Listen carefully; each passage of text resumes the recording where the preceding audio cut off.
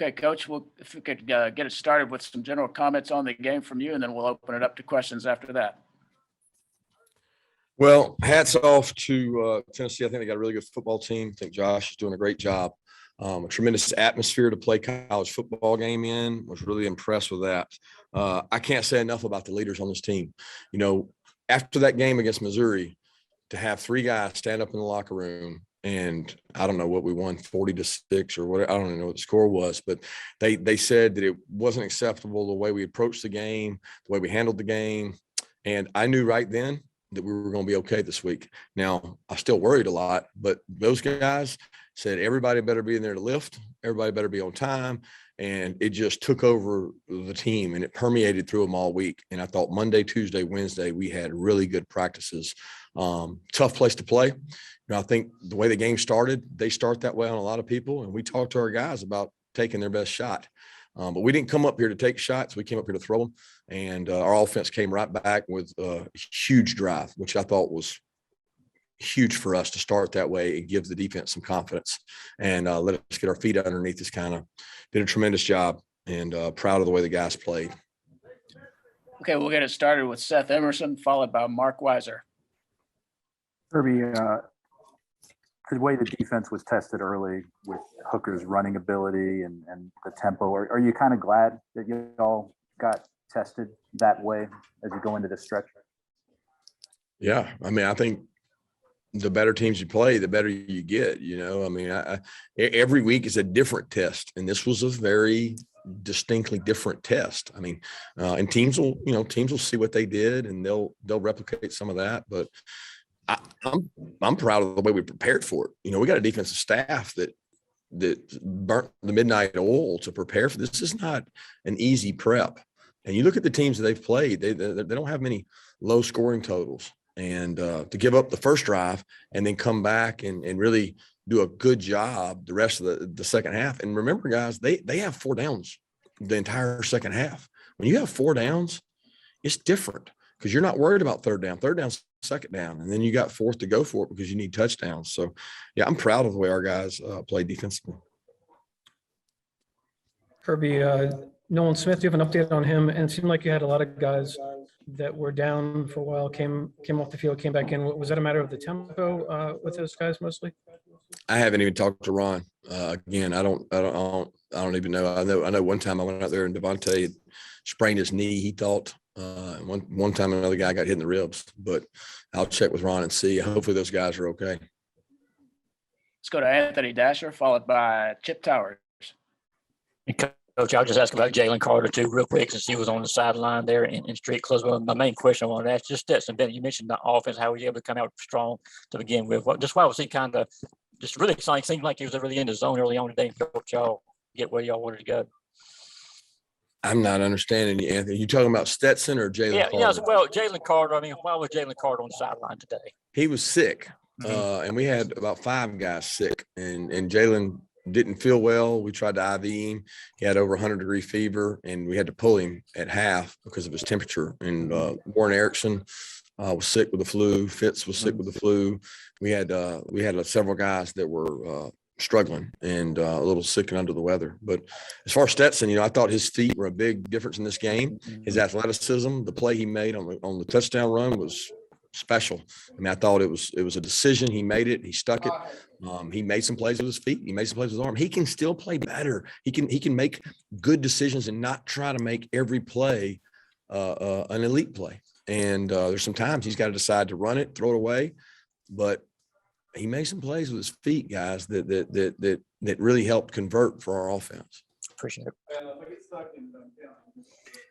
Yeah, Coach, kind of a big picture question. I mean, you finished with a perfect slate in the SEC, never been done at Georgia, 10-0 to this point, all your goals still in front of you. Just can you talk about where you guys have gotten to this point in the season?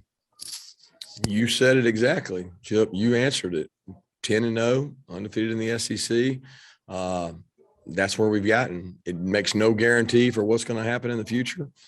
We got a lot of guys that we've got to try to get better and improve, and we got to tackle better. There's a lot of things we can work on to get better. And you know what I love is the Ben in that locker room over there beside me. They all know that, and nobody thinks they've arrived. There's things we can work on and get better at, and they'll continue to do it. But tonight, they went through a tough gauntlet in our league and played well. Let's go Thank to you. Jeff Schultz, followed by Michael Cunningham. Kirby, was there a point in the season, probably recently, where you came to think that Stetson Bennett was a good enough quarterback to potentially lead you guys to a national championship? And if so, what are those traits that led you to that belief? I don't know, Jeff, that I ever didn't believe he could. I've always thought Stetson was a good player. You say, well, why wasn't he the one? Well, at the time, we were going with JT. JT being injured gave Stetson the opportunity to play in games and make the plays he's made. So, you go back to the South Carolina game, JT played pretty well, right? Stetson had the interception, the first series of the first time he was in. And then Stetson got other opportunities to play after that, and he's done a tremendous job. And I'm not going to overthink it with Stetson. We're trying to go game by game to get him better. And I'm so proud of what he's been through. For a young man that was a 3 coming out of spring, 3 going into fall camp, 3 coming out of fall camp. What does it say about his character that he stuck around and he kept working to get better? And that's actually what you're supposed to do in life, overcome hurdles and obstacles. And he's done that. But as far as forecasting him as a quarterback and winning, we're worried about Charleston Southern right now. Michael, you're up.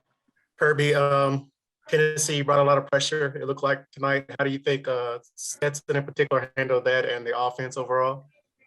I'll have to review the tape to see. They did bring some pressure. They brought some timed up blitzes where they came through, and we didn't block them right sometimes. You pick up those pressures, you got a chance to make a lot of good plays.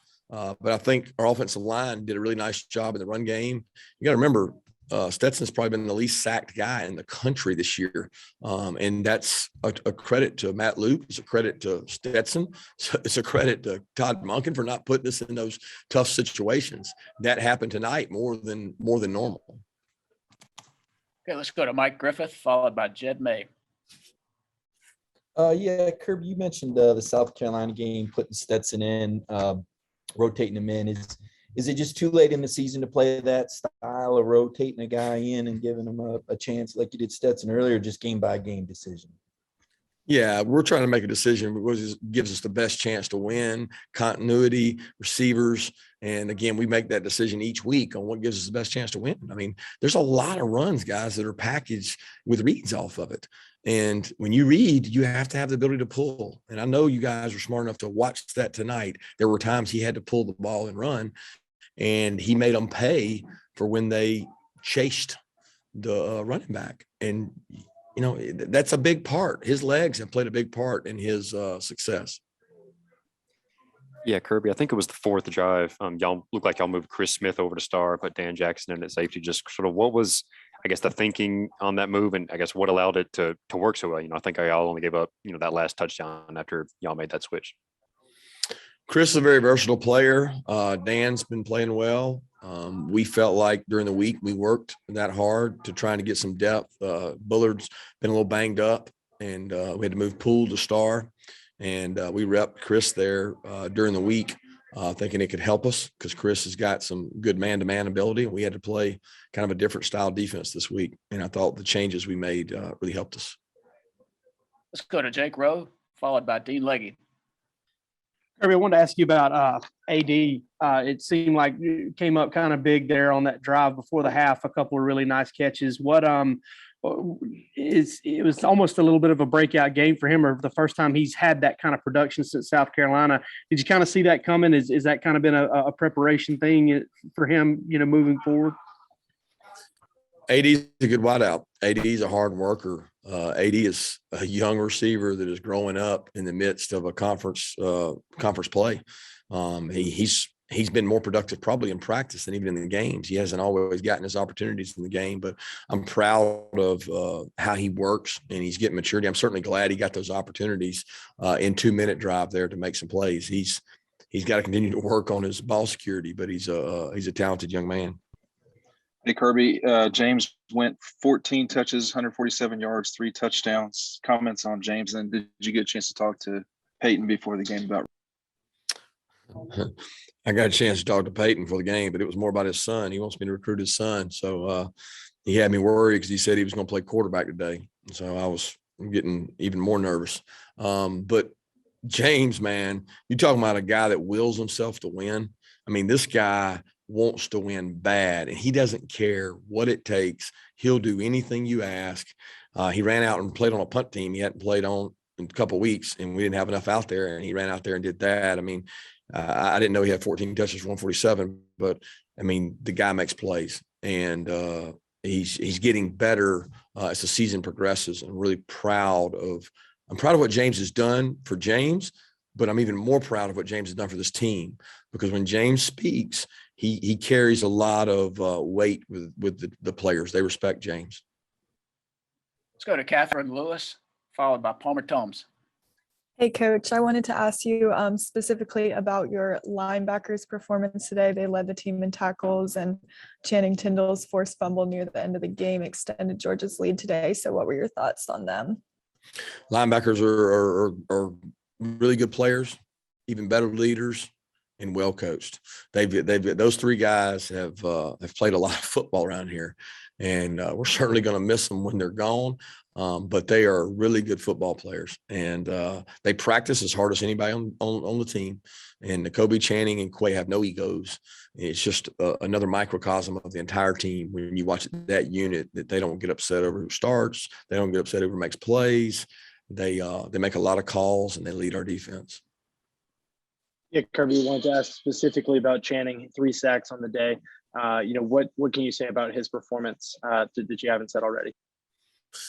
Well, I think it was brought up, he's got to take on a little bit larger role with some of the guys we got injured and out. And he's taken on that role, and he's always embraced that role of being a guy on third down that can rush the passer. And we were fortunate that he was able to do it tonight. He made a couple really, really good flash plays with his speed. He's extremely fast, and the sack fumble was a big play. We got time for 2 more questions. We'll go to Lance McCurley and finish with Allison Mastrangelo.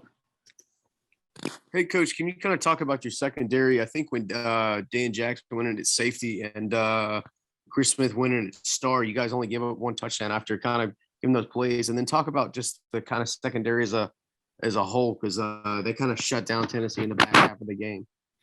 Proud of the way the guys played. Those 2 corners went out and played, and we left them on an island all game. They hit some plays. They got behind Keeley, and they made some plays on DK. They got some good wideouts, and we thought that coming into the game that we were going to have to play well on the perimeter.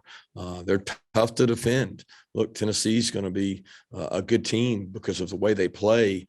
They make you play one-on-one outside, and it becomes feast or famine, because if you can't win one-on-one outside, then they're going to have a long day. But when they can, they're extremely explosive.